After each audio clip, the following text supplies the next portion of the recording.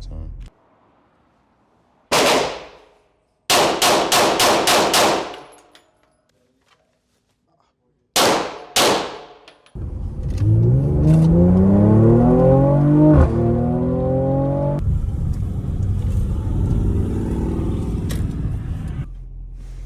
What's going on? As y'all see, I just pulled up to the range. That's what I got with me today.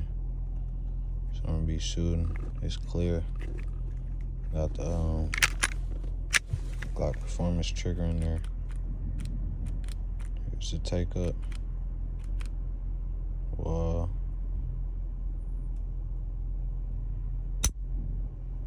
Right, real crisp. As y'all see after the wall, it's no it's really no more take up. I'm cocky that time. Whoa. Right. You feel me?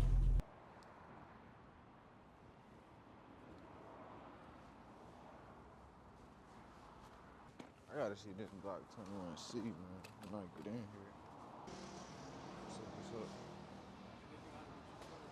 What's up, Matt? Hey, Miss Deirdre. What you up to? Just recording today. Good Good to see you. I'll check you in, okay? Okay. Yo, Matt. Can I see this? Okay, thank you. Can I see this?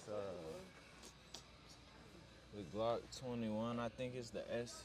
Nah. I seen one with ports a couple days ago. I'm pretty sure I did. Oh, it's this one. It's the Glock 21C. What gen is that? It's kind of its own gen. I guess it'd be like a Gen 3. Man, I wish it had the MOS. You think that reduces recoil? A little bit. I mean, I think it's a 45, man. It's not going to have a lot of recoil anyways, but yeah, I mean, I think it would help, but I wouldn't shoot it at nighttime or in the dark. Because all that blast is coming up out of that. You can get, it can cause night blindness. Yeah? From a sudden flash of light. Yeah. It's coming up in front of your eyes when you have it up. Yeah. Okay, that's good to know. I didn't know that. So any fireball is like bad at night. Okay. Damn. Not really bad if it's being pushed away from you, but being pushed up in front of your eyes, yeah. It's kind of like if you're in a dark room or something like that and you cut your flashlight on in front of your eyes by accident. Yeah. Same effect. Okay. Okay. Appreciate you, Matt. No problem. Man, I wish they had the MOS, dude. They need to make that a thing. But then again, like you said, with it pushing up with it pushing up that blast, it could kind of interfere with the red dot just a little. Yeah. Can I hold that Glock 20? The 20? Yeah. It's at the bottom. No, this one's MOS. Gen 5. And it has front serrations too, that's what's up. 15. Do you have one of these? By any chance? Yeah, I've got one. Yeah. You like it? I do. Yeah, I've got the Gen 3. I don't have a Gen 5. So is the recoil a bit worse than the 45? Is it? I mean, but Yeah. it's not much worse. I mean, because 45, most of that's going to be like 185 grain to 230 grain. It's naturally subsonic, so it's moving slow. 10 millimeters moving a lot faster, a lot more power behind it. Yeah. So I mean, that extra power you're going to get a little bit more recoil. It's not bad. We've got one on the rental program too. Yeah. Yeah. I need to do that. I like the 10 mil though. I take 10 mil over 45 any day. Yeah. Okay. I need to get that. Alright, y'all. I got the vest on. I'm feeling like 50. Back in the day. I put a jacket on. If I put a fuss on, you would not know it. Alright, y'all, for my PPE equipment, personal protective equipment for my PPE gear, I went Beretta frames, Walker headphones, and I double up with the earplugs too, especially indoors. Well, yeah, I don't really double up outside, but indoors I do. I had something else to get off my chest, but if it comes back to me, I'll let y'all know. Let's go. All right, y'all, I just made me a little reference point right here. I'm gonna push it out to 7 yards, and I'm gonna just do a couple one taps, and I'm gonna get straight into the drills. I feel y'all should do to improve. All right, y'all, I just got in the range. I just gave myself a reference point. I'm finna do some drills. I feel y'all should do it if y'all wanna improve.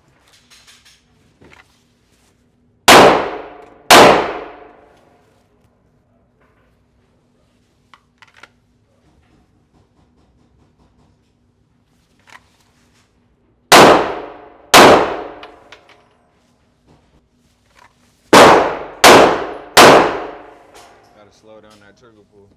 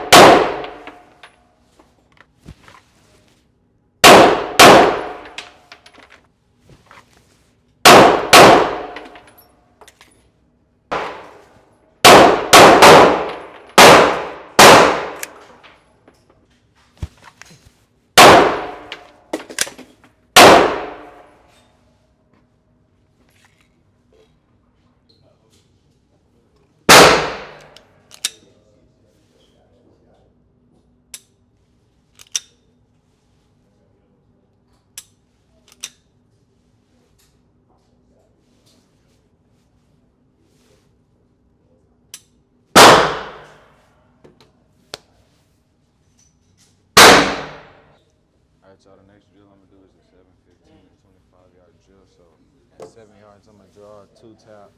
15 yards, I'm gonna draw a 2-tap. 25 yards, I'm gonna draw a 2-tap. And I'm gonna try and get everything in the A zone, man. You know, notice how the further I get, the slower my shots become in between. You know, my splits become more spread out because I'm taking my time, letting my dot settle so I can break the wall. Watch the grain splash, you know, without moving that dot too.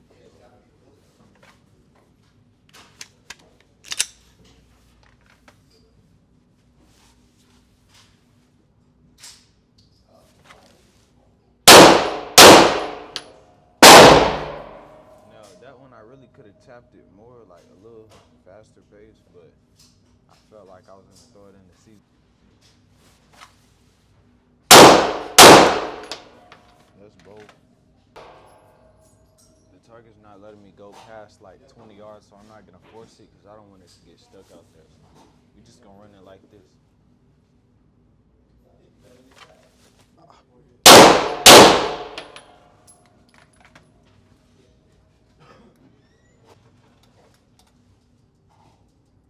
One, two, three, 4, 5, 6. This is my second shot on my second set through it.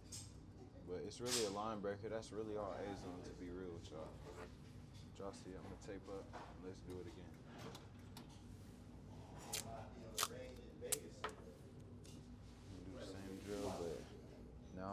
focus on my grip a little more. I'm gonna just focus on like kind of pressuring back. So hopefully my follow-up shots could be quicker because my grip is just a little more firm and I'm in control more. So that's what I'm gonna focus on. Y'all might need to work on something different. It might be a trigger press, etc. But that's what I'm gonna work on. My grip, I feel like better grip comes with a better trigger press. So let's go.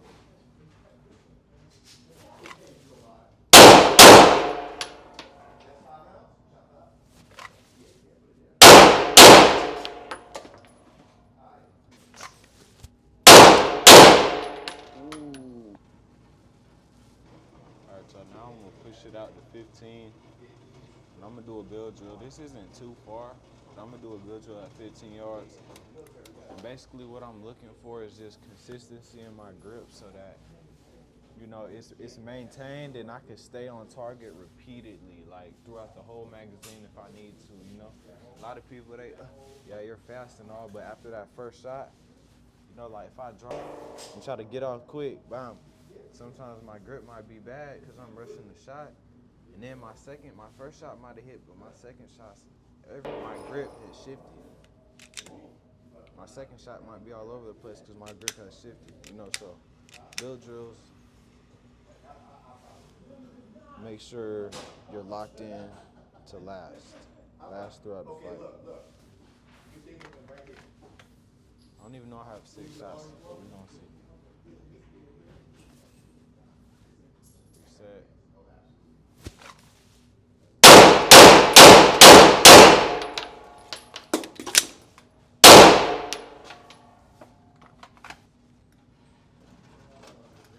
1, 2, 3, 4, 5, 6. Too easy, man. I threw 2 in the season, but that was the rapid pace that y'all seen. So. Come on, man. I'm just trying to get better, dog. Just trying to get better. And I'm liking that drill. Like, that's a challenge. Like, and it feels good.